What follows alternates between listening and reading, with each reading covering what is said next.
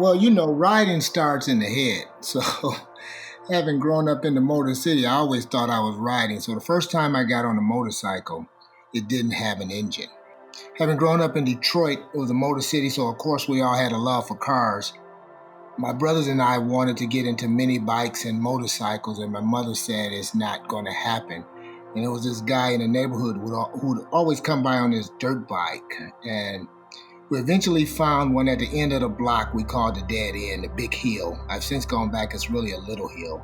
And we found this bike with no motor, so we pushed each other around for quite a long time. And then, of course, as with everybody, we moved from bicycles to mini bikes to motorcycle. I've been racing the last 6 or 7 years, vintage exhibition racing.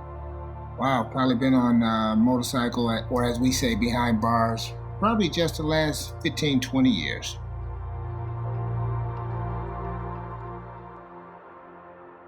I'm Randy Detroit Hayward. Folks call me Detroit. Grew up in Detroit, Michigan, hence the name.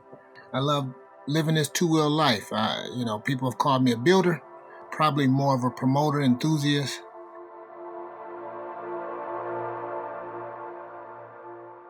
The beauty of riding for me is not only riding the bike, but trying to trace the history of that particular machine. And as you do, being a historian, then led to the history of trying to find about the black riders who established a footprint in history that people didn't know about.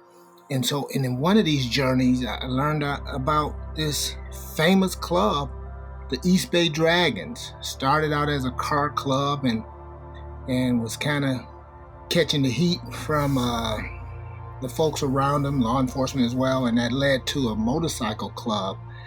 And then I found their book, Soul on Wheels, and was fascinated that here's a club that started in 1959, and it has the same president in one chapter. I'm in a club and we have over 100 chapters, and we speak about that. We have chapters everywhere. We have a chapter in South Korea, but here was a club that started in Oakland, and it started during this very volatile time in Oakland, California, during civil rights. And usually those become footnotes of that time, become footnotes in history book. But here was a club that's still in existence. The East Bay Dragons, 1959, one president, they call him President for Life, Toby Gene Livingston. Then I discovered his book some years ago, and I was in Oakland. So I did a cold call. I put my vest on, I went and knocked on the door, and I was invited in. I shared that I was standing on their shoulders of keeping this two-wheel lifestyle alive. I shared with them some of my vintage racing pictures, and then our equal passion allowed for a really enriched conversation. I got a tour of the clubhouse and had hoped to go visit and sit down with the President for Life. I gave him a picture, and I was so honored that one of the members said, we will hang this in our clubhouse. So again, finding a way to connect history. So in hearing of Toby Gene's passing, there was an audible no, out of my mouth, because I wanted to personally say thank you for not only your contribution to the two-wheel lifestyle, but to the experience of the black rider. They're famous. I had set a date to go there before I did my cold call, and the gentleman said, well, you got to make sure you get here on this particular day. And so folks are really discovering how important the East Bay Dragons have been to the motorcycle scene, the two-wheel life, and definitely the experience of the black rider. And when you connect that, you can go all the way back to 1913, where there was this black riding circuit or race circuit that was raced through the South, Atlanta, North Carolina, South Carolina. And so I love to find a way to connect these webs of history and show how they intersect. And the East Bay Dragons is an important part of that web.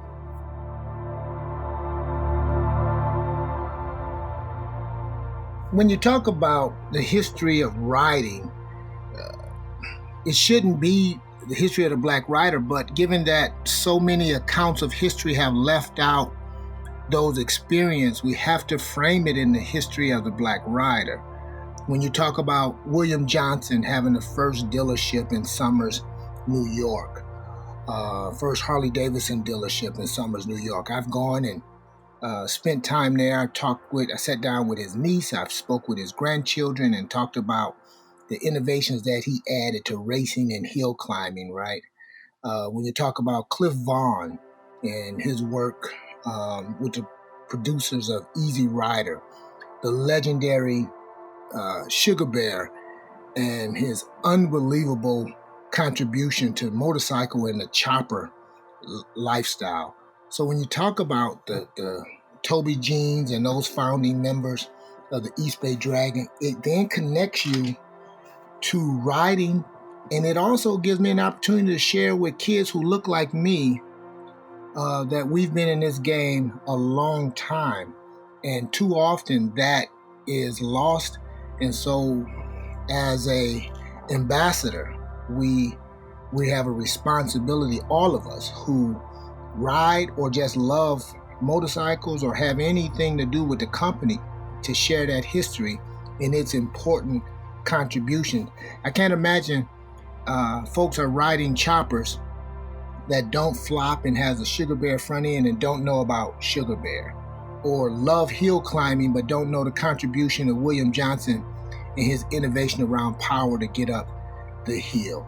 You know, it's important that we make sure those names aren't lost to history. You had Hall, Damon, Wade, Horace, Midnight, Blayton, Bones the Outlaw, Jones, Reedham, and Weep Reader. These were guys who raced during this circuit from 1913 to 1921 in the South. And a lot of people don't know about them. And so as a Black rider, it's important to do that. I know Harley-Davidson for some years had given out this Black riding patch, the African American Heritage patch. I wish they continue that. So that when someone walks into one dealership or museum, hopefully they then become a researcher, a curator, and then we don't just have a few folks sharing this story.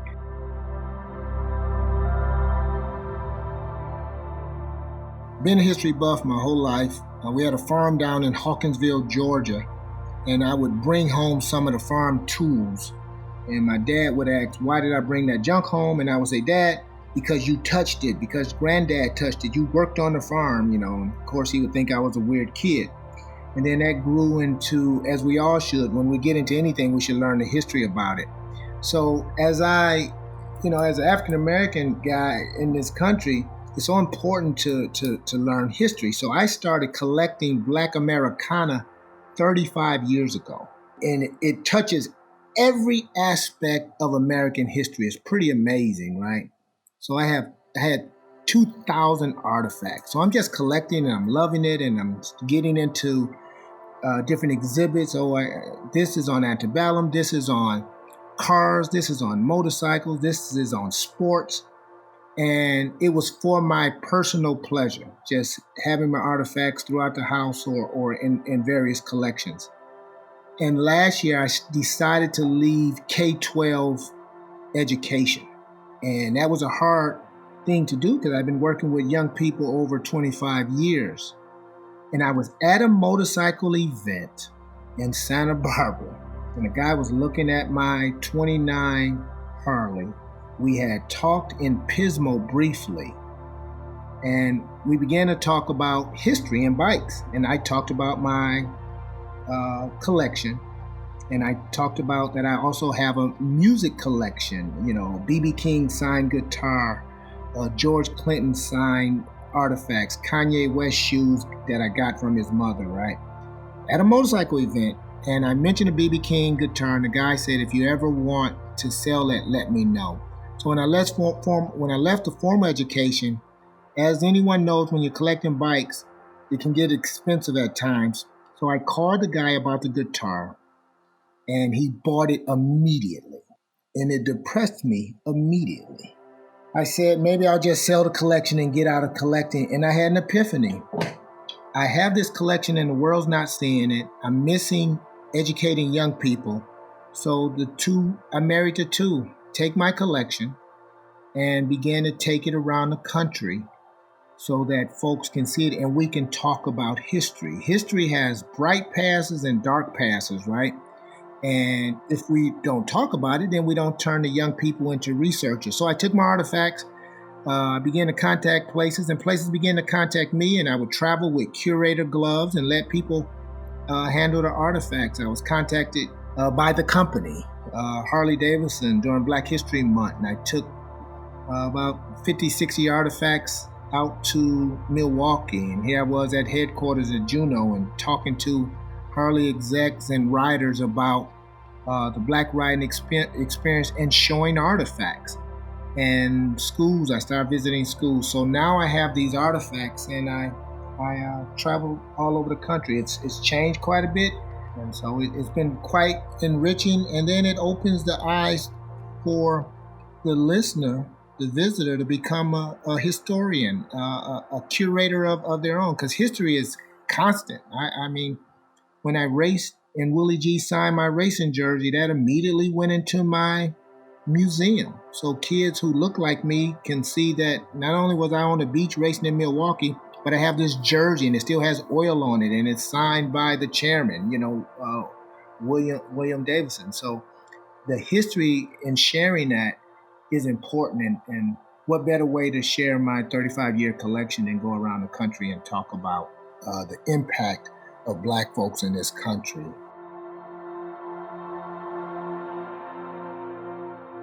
I left home at 19. My neighbor convinced me to go into the service and serve my country and how proud my parents would be. He didn't tell me about basic training. And don't get me wrong, I'm an Air Force kind of guy, so all the Marine folks out there are going, he didn't go to basic training, he went to the country club. But nonetheless, I got out. My last tour of duty was in Bedford, Massachusetts.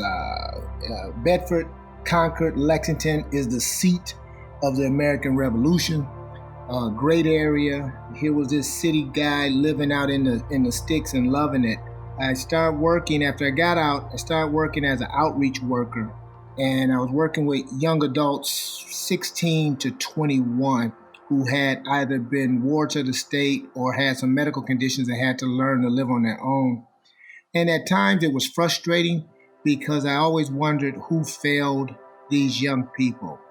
But I did the work, and I hope I did it nobly. But between Bedford and Boston, where I would hang out, I would pass Cambridge Square, and I was taking classes on base before I got out. And when I started taking classes off base, I met a mentor, and she convinced me that I had something to offer young people and I should go into education because it would reduce some of the frustration and I would catch kids in the earlier years where we could really shape them. So I went to school and I got my undergrad and then got a master's in education and formally became an educator. I mean, I used to go to shows, and the older cats would begin to tell me what I should do, and I might have a vision about how I want to design my motorcycle. And without even hearing that, I hear a no, right? So the first thing I tell people is to find out what type of riding they're interested in. Is it enduro? Is it rally? Is it quarter mile? Is it board track? Is it what Billy Lane is doing down in Florida with bank tracks? Is it what Mel's doing in Jersey? So the first thing to do is to get the young people out to see that. Race a Gentleman, when we were in Santa Barbara, I actually went to a school in Santa Barbara and talked to a group of students at a machine shop and brought my 29 Harley there to get them excited. And then when it was over, I asked the teacher, can they take out their cell phones and take turns sitting on the bike? We go to shows, we don't even want the young people to touch the bikes, to come across the road. Every show I do, I make sure if I see a young kid looking, I ask their parents, can they Do they have a camera? Can they sit on the bike? So we got to get them to the shows. We got to see what they envision about the future for riding. We got to teach them how to ride. We got to talk about safety. We got to give them the historical lens. I was on a forum and they were talking about the live wire, and all the old cats were like, no, I would never, ever ride a live wire. I'm like, this is 2020. First of all, electric vehicles have been around since the early 1900s, so we are embracing what's been there. But imagine telling the young people you're not into electric vehicles. And then, of course, I tell everyone you haven't ridden a live wire, so your tune would change, and then you would encourage people. So the first thing is really talking and listening to the young people, and then showing them pictures, opening books, and taking them to shows.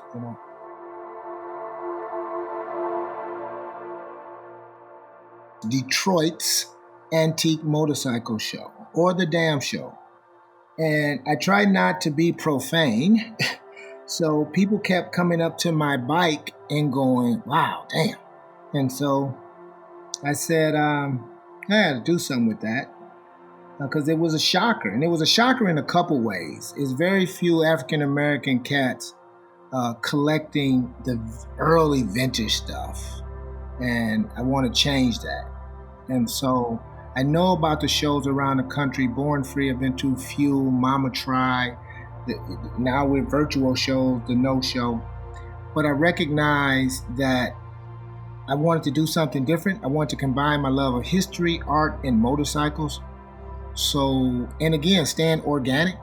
So when you walk in, you feel like you're in a motorcycle family. I often say my motorcycle family.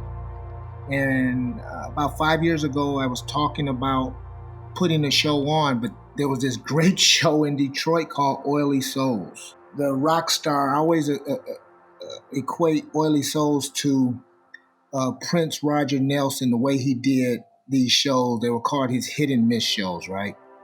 So Prince would announce 24 hours before that he's coming to your city and do this great show and then disappear. So Oily Souls was like that for 4 or 5 years. People who were in the know knew, and the other people found out 24, 48 hours later and was like, wow, I missed that. Then Oily Souls left, and I had been planning this show for 5 years, and I realized I didn't need to do it because Oily Souls was in town. And my wife, who had been hearing my vision and dream for some years, said, you could have did it while the show was going, but now that there's nothing like that here, you do it. And that's what I did. It's an invitational. It's a damn invitational, but it's the Damn Show. It's Detroit's Antique Motorcycle Show. I invite builders to bring their bikes out. And then when you get there, you not only meet the builders and see the bikes, but we really try to highlight the history. So you'll see pictures throughout the show. Last year, I believe I had a cutaway diagram of a knucklehead. I had a 6-foot picture of a pan and a knucklehead. I was contacting all these people with young people saying, come to my show. And last year was the first year, and within the month after, the show had already outgrown itself for the next year. And I went from a 2,000 square foot building for my show, and this year to be held in a 10,000 square foot building with 4 open bay doors, ample parking, because I really want to promote antique motorcycles. You asked a question earlier, how do we get young people into riding? Not just young people, but older people as well. Let them see the history. Let them see what we feel when we're riding a tank shift bike, right? And what better way to do that than a free show where you come out and participate. Really, riding for me, it's like this level of purity, because you really do have to be in tune with your motorcycle. 4 wheels, you can make mistakes, and you sometimes can make serious mistakes and correct, right? But when you only have 2 wheels, you really do need to become in tune with your motorcycle. And having bikes range from 1910 to modern bikes, the organicness, the purity of it becomes even more so when I'm having a tank shift with my left hand and Harley-Davidson rocker clutch with my left foot and throttle with my right hand. I mean, it's an experience I try to explain to people, but it's usually they have to live it. So there's a level of freedom uh, that you have in something that's pure and organic. And what blows my mind is when I'm on these bikes and I think about over 100 years ago, someone said, I can take this bicycle and make it go faster, right? And then being connected to that level of history is amazing. So for me, riding is organic. I mean, you really do, for me, become one with the bike. And then if I'm riding a vintage bike and having a tank shift and go through all those emotions, it's pretty amazing.